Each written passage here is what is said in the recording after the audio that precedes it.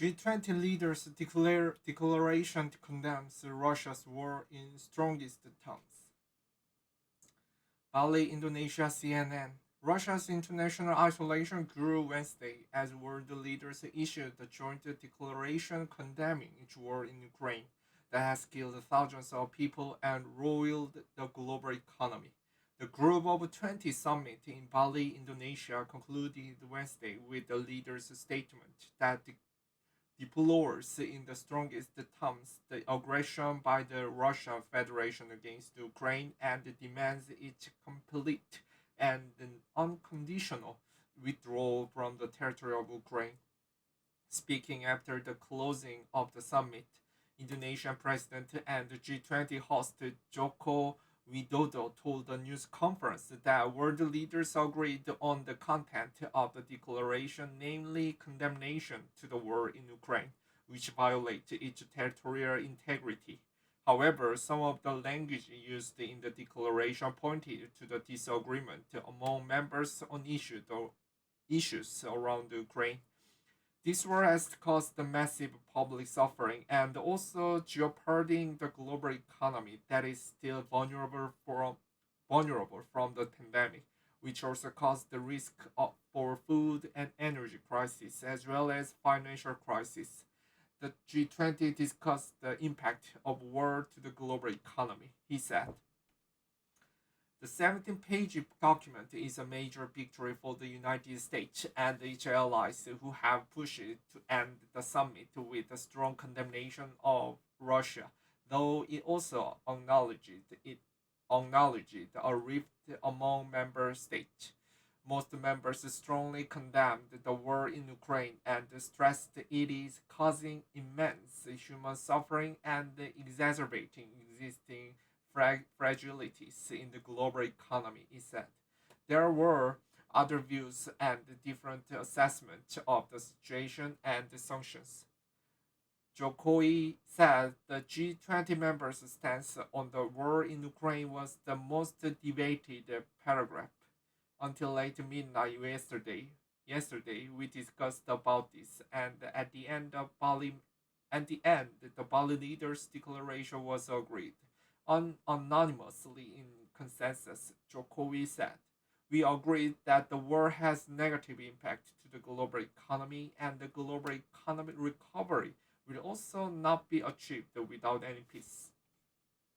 Emergency meetings. The statement came hours after Poland said the Russian-made missile had landed in the village near its border with Ukraine, killing two people. It remains unclear who fired that missile. Both Russians and Ukrainian forces have used Russian-made munitions during the conflict, with Ukraine deploying Russian-made missiles as part of their air defense system. But whatever the outcome of the investigation into the deadly strike, the incident underscored the dangers of miscalculation in the brutal war that has stretched on for nearly 9 months and which risk escalating further and dragging major powers into it. Waking up to the news, US President Joe Biden and the leaders from the G7 and NATO convened an emergency meeting in Bali to discuss the explosion.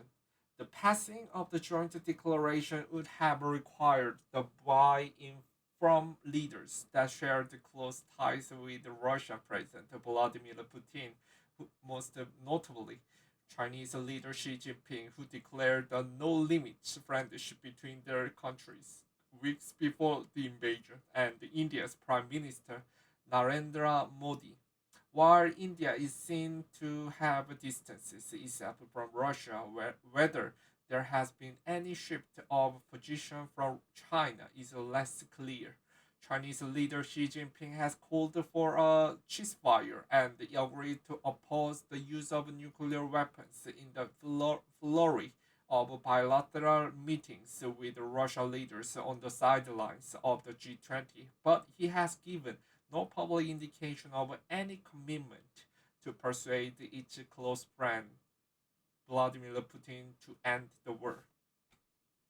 China on nuclear weapons. Since Russian tanks rolled into Ukraine in February, Beijing has refused to label the military aggression as an invasion or war and has amplified Russian propaganda blaming the conflict on NATO and the US while decrying sanctions. When discussing Ukraine with the leaders from the US, France, and other nations, she invariably stuck to terms such as the Ukraine crisis or the Ukraine issue and avoided the word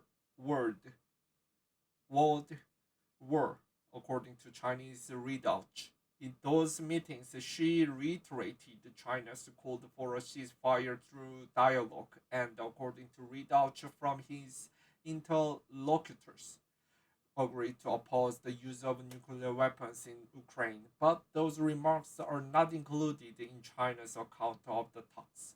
China's Foreign Ministry Wang Wei later told the Chinese state media that she has reiterated China's position in his meeting with Biden that the nuclear weapons cannot be used and the nuclear war cannot be fought. In the meeting with his Russian counterpart Sergei Lavrov Tuesday, Wang praised Russia for holding the same position.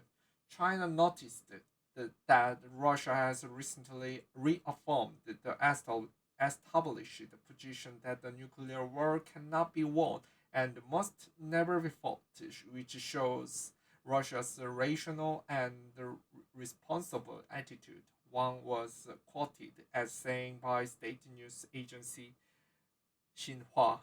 Wang is one of the few, if not only, foreign officials to have sat down for the former meeting with Lavrov, who has faced isolation and condemnation at the summit, where he stood in for Putin.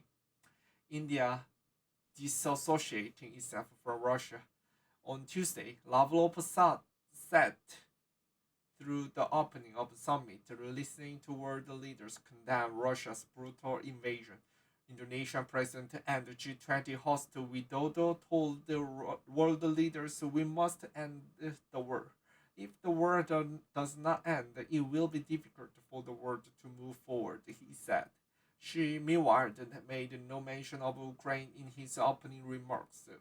Instead, the Chinese leader made a thinly veiled criticism of the U.S. without mentioning it by name for drawing ideological lines and promoting group politics and bloc confrontation.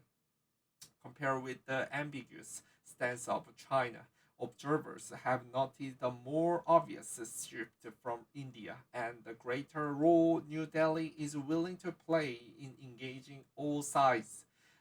On Tuesday, Indian Prime Minister Narendra Modi called for leaders to find a way to return to the path of ceasefire and diplomacy in Ukraine in his opening remarks at the summit. The draft of the joint declaration also includes the sentence Today's era must not be of war. The language echoes what Modi told Putin in September on the sidelines of the regional summit in Uzbekistan. If the Indian language was used in the text, that means Western leaders are listening to India as a major stakeholder in the region, because India is a country that is close to both the West and India. Russia, said Happy Moon Jacob, associated professor of diplomacy and disarmament at the Jawaharlal Nehru University in New Delhi, and we are seeing India disassociating itself from Russia in many ways.